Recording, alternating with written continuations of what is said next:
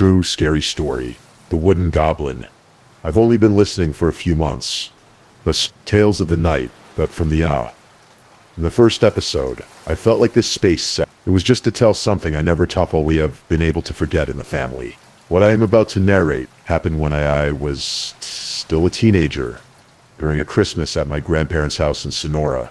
We live in Los Angeles, California, but every December we were traveling to Mexico to spend a few days with the family. It was a tradition. My family's house, grandparents' home, was always that place one went to. He comes back, even though the years go by.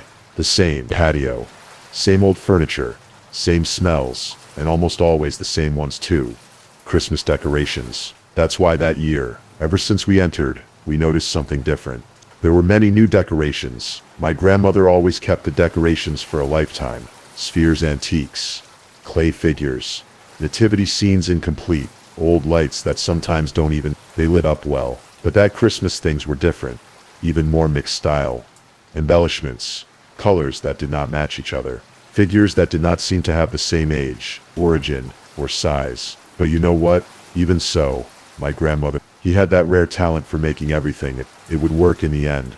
The house was still there, feeling very welcoming. When we asked him about the new decorations, he told us there were lost many of the old ones, and that had bought others through Facebook, with marketplace sellers. Used, cheap, but pretty things, and even with a history, according to her. We didn't pay any attention to them, not to my mom. My grandmother liked it when I bought used things, but I knew it was her pleasure. Find cheap things on sale, things that it was already impossible to get new ones. There in the house in Sonora, my brother, the younger child, and I slept in the same room. It was a simple room, with a metal bunk bed, me on top, and him on the bottom, always. And that night, as we settled down to sleep, we noticed something that wasn't there before. On the dressing table, directly opposite the bed of my brother, there was a wooden figure.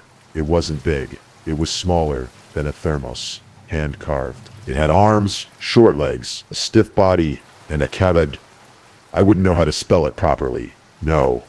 She seemed to be smiling, but not angry either. It was an odd face for a decoration, without much expression in their features, but with a deep gaze. We didn't say anything. We didn't want to seem exaggerated, or do a drama over a simple decoration.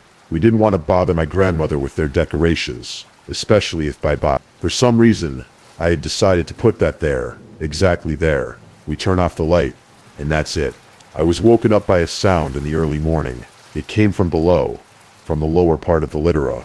It was a faint noise, like when a mouse scratched a little, almost like little taps silent.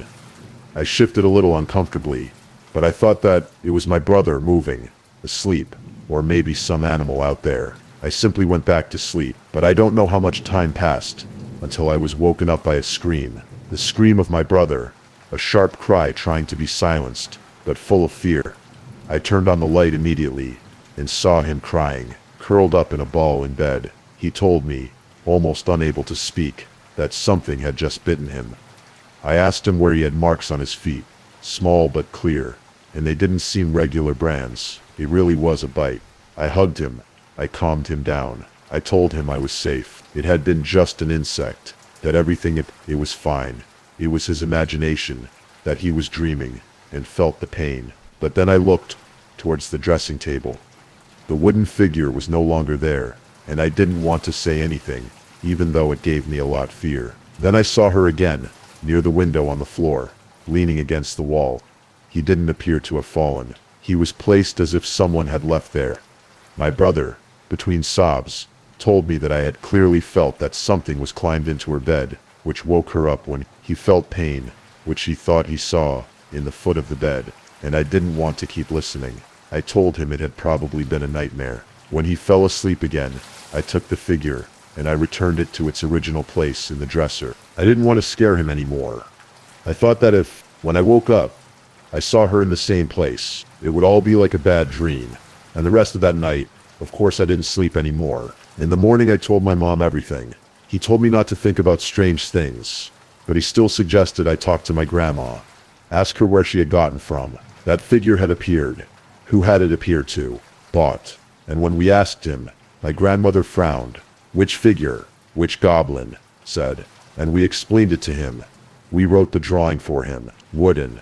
The dressing table in the room. She shook her head. He said he hadn't put any decoration in that room, which she herself. He avoided moving things there, because he knew that we were the ones who slept there, and we didn't like it, to have many things, and we ran to check.